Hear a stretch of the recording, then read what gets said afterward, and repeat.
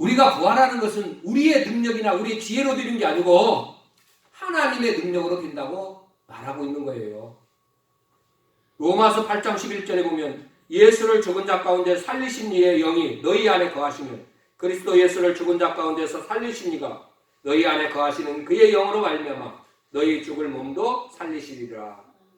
여러분, 하나님의 영이 우리 안에 있기 때문에, 예수의 영이 우리 안에 있기 때문에 우리가 다시 부활의 몸으로 살아난다는 것을 증명하고 있는 것이죠. 이 땅에 우리가 살아가는, 우리는 잠시 살아가는 것입니다.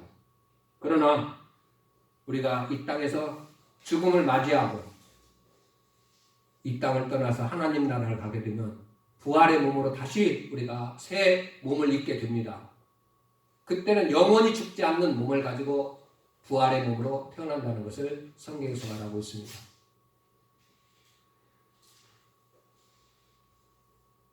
지금도 각종 지식이 있다고 헬라인들과 같은 지식이 있는 사람, 또 유대인들처럼 어떤 율법의 의식을 갖고 있는 사람들이 예수님의 부활을 부정하고 또 믿지 못하는 그것입니다. 어떤 사람, 우리가 예수님의 이 몸의 부활은 어디 영혼만 살아가는, 혹시 여러분이 우리 주위에서 그런 주장을 하는 사람들이 많이 보입니다.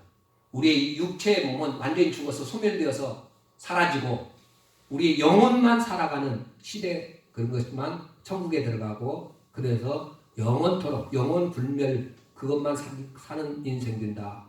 이 헬라 철학에서 나온 그런 영원 불멸 사람이고 또 애굽의 그런 신앙에서 나온 것들인데, 이런 것들이 오늘날 우리 기독교에도 틈타 들어와서 일부 이단으로 지금 우리가 판정받고 있는 그러한 교회에 있습니다. 그러한 부분들이 조금 있어요. 그러한 교회들이 지금도 이 땅에 존재하고 있는 거죠. 이것이 아닙니다. 또한 어떤 분은 예수님의 그 어떤 부활을 우리가 말하면 이 땅에 있는 몸의 부활로 이렇게 다시 우리가 하는 모습으로, 또 어떤 사람들은 우리나라 사람들 중에서도 그런 생각을 갖고 있는 사람들이 많아요. 믿지 않는 사람들이죠. 환생을 소로 환생하고 돼지로 환생한다 이런 얘기 하는 사람도 있어요. 결코 그렇지 않습니다. 그런 환생이나 이런 것이 아닙니다. 예수님의 몸의 이렇게 부활은 우리가 다르다는 것을 우리에게 보여주고 있습니다. 그러면 오늘 계속적으로 말씀 속에 보여주고 있습니다. 어떻게 우리 몸이 어떤 몸으로 부활하는지 37절에 또 네가 뿌리는 것은 장래 형체를 뿌리는 것이 아니요 다만 밀이나 다른 것 알갱이 뿌리는로되 38절 하나님이 그 뜻대로 그에게 형체를 주시되 그 각 종자에게 그 형체를 주시니라. 씨를 뿌리는 때 그 식물의 씨가 다를지라도 그다음 나중에 그 씨가 다 자라나면 전혀 다른 씨와 다른 그러한 몸으로 나타난다. 저는 그렇게 여러분에게 몇 번 기회했습니다. 수박 우리 잘 먹습니다. 과일. 수박 과일 먹으면 씨가 있습니까 없습니까? 수박씨 검죠? 검은 씨앗 있죠? 그거 여러분 한번 심어보세요. 심어보면 어떻습니까? 거기서 싹이 나서 자라나서 파란 줄기가 쫙 나와가지고 길게 뻗어나갑니다. 호박줄기처럼 쫙 뻗어나가다가 거기에 보면 어떻습니까? 수박이 열립니다. 꽃이 피고 노란 꽃이 폈다가 수박이 열리는데 수박이 어떻게 됩니까? 어찌 그 검은 그 씨앗 작은 그 수박씨가 그렇게 수박 큰 덩어리를 만들어냈을까? 희한하죠. 지금 우리가 지금 말하는 것은, 말씀하고 싶은 것은 우리가 몸의 부활로 태어났는데 어떤 몸이냐? 이 땅에 있는 그런 몸의 부활이 아니라 육체, 지금 우리가 썩어지는 육체를 가지고 있는 몸이 아니라 신령한 몸, 따라서 신령한 몸.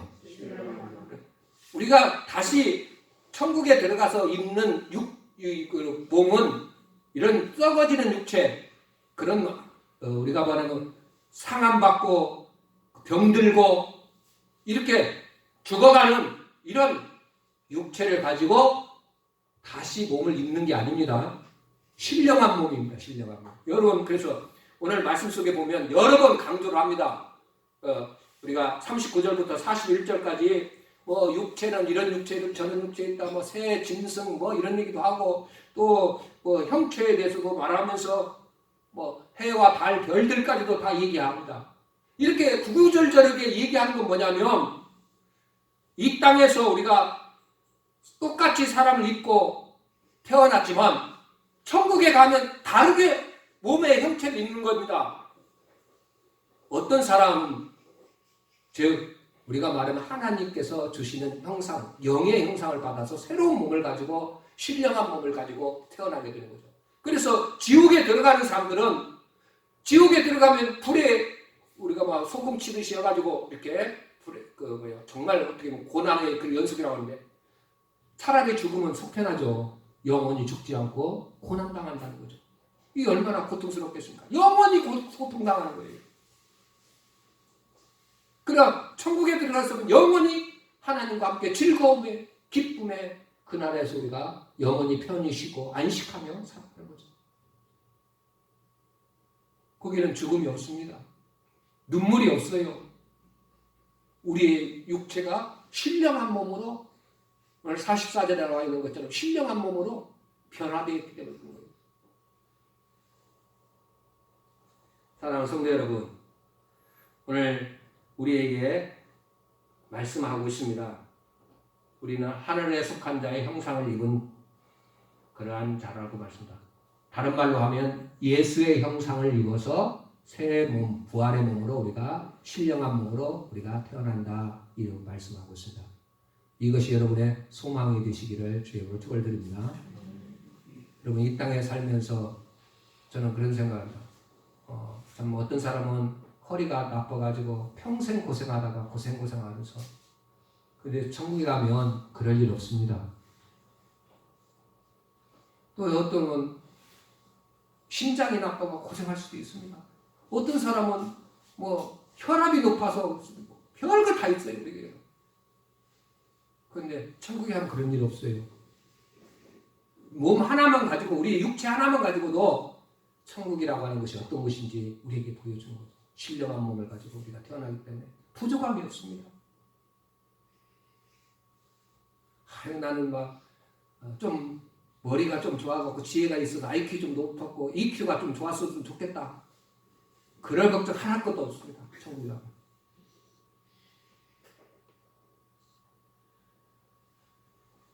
여러분, 신령한 몸으로 우리가 다시 태어나기 때문에 부족함이 없는 그런 완벽한 그런 삶을 우리에게 주어지는 것이죠.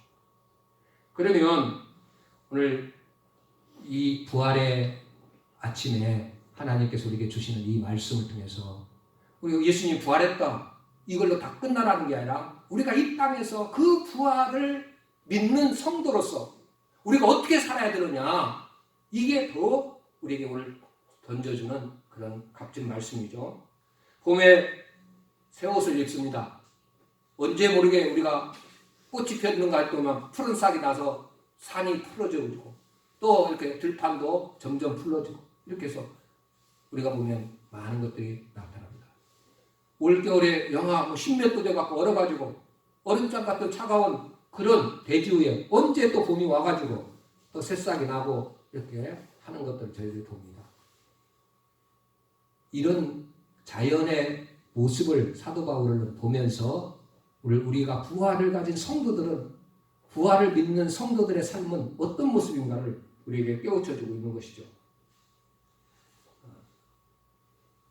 오늘 여러분이 가다가 아니면 집에 가는 도중이든 집 안에 있는 화분 하나라도 자세히 살펴보세요. 신기합니다. 어떻게 저것이 싹이 나고 거기서 꽃대가 올라오고 싹이 피는지. 어떤 건 노랗게 피고 어떤 건 빨갛게 피고 각각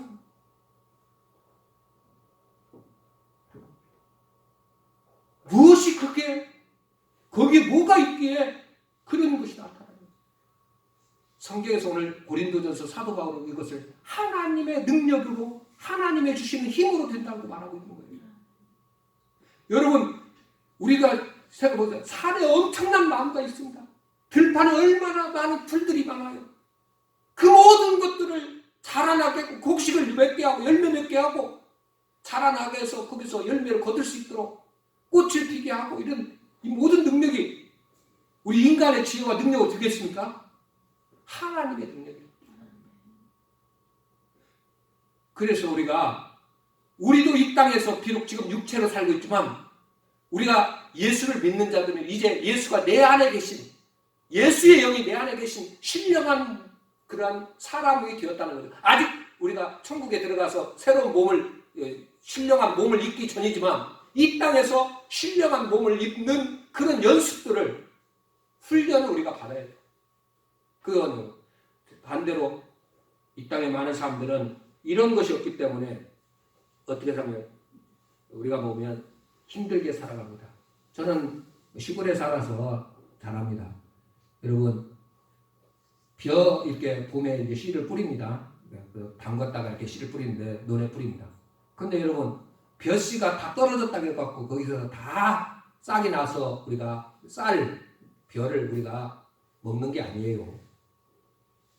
벼씨에 만약에 그 머리에 그 벼씨 위에 그거가 상했다든지 뭔가 그거 있으면 우리가 그 잘못되어 있으면 골아 터져가지고 싹이 안 납니다. 씨라고 해서 다 싹이 나는 게 아니에요. 제가 여러분에게 왜 이 말씀하냐면 오늘 말씀이 이런 뜻입니다.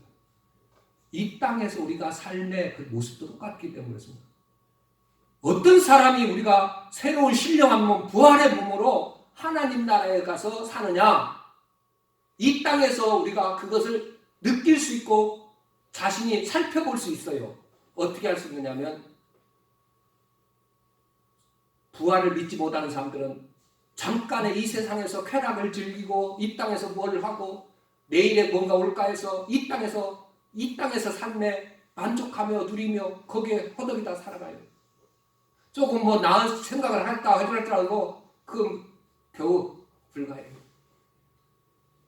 다른 말로 한다면 이 땅에서 우리가 주어진 기회, 잠깐의 이 땅에서 주어진 기회에 내가 어떻게 살아가느냐에 따라서 신령한 몸으로 다시 살아나느냐 아니냐 이걸 말씀하고 있습니다.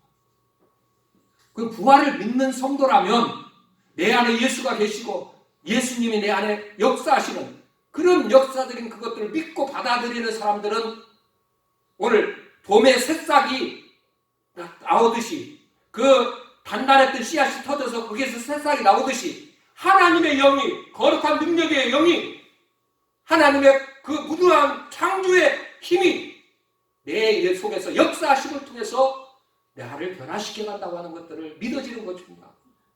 그래서 아무것도 없는데도 찬양이 나오고 기쁨이 나오고 평안이 내 마음 가운데 이루고 정말 절망적인 상황 가운데서도 우리가 말하면 희망을 가질 수 있는 이유가 뭐겠습니까? 우리에게는 이 부활의 예수의 영이 내 안에 있기 때문에 그렇다는 거죠. 그러니까 예수의 부활의 영을 믿는 사람은 그렇게 살아가는 것입니다. 그런데 그런 믿지 않는 사람들은 어떤 수가 세상에서 내가 얼마나 돈을 많이 벌까? 돈 벌고 그러나 그런 거 돈 벌고 뭐 하다 뭐 이런 것에 빠져갖고 열심히 합니다. 또 어떤 사람은 우리가 말 쾌락에 빠져가지고 뭐 남자 같으면 여자 꽁무니 쫓아다니다가 인생 다 버리고 하는 사람도 있고 많은 별 사람들이 다 있어요. 근데 그게 다 끝이 무엇입니까? 멸망입니다. 죽음입니다. 우리 부활에 믿는 우리 성도들의 삶은 뭡니까? 미래, 부활의 산 소망이 있기 때문에 미래를 위해서 살아가는 거죠. 그래서 내가 직장에서 일을 하더라도 내 힘으로 일하는 게 아닙니다. 예수님이 내 안에 주신 그 힘과 능력에 힘입어서 그런 것으로 일하는 것이죠. 믿음으로 산다는 걸 우리가 고백하는 거예요. 사랑하는 성도 여러분, 우리는 믿음으로 사는 자들입니다. 그래서 여러분이 가정에서나 직장에서나 또 여러분이 모든 삶의 영역 속에서 내가 부활을 믿는 자로서 일을 할 때도 누구를 만날 때도 내 안에 계신 영의 역사하심을 따라서 일하게 되는 거죠. 베드로에게 예수님이 부활하신 주님이 나타나서 베드로가 실망하고 낙담해서 고기나 잡고 있을 때 예수님이 찾아오셨습니다. 그리고 묻는 거죠. 네가 나를 사랑하느냐? 묻습니다. 주님, 주께서 아십니다. 내 양을 먹이라, 내 양을 치라 말씀하시죠.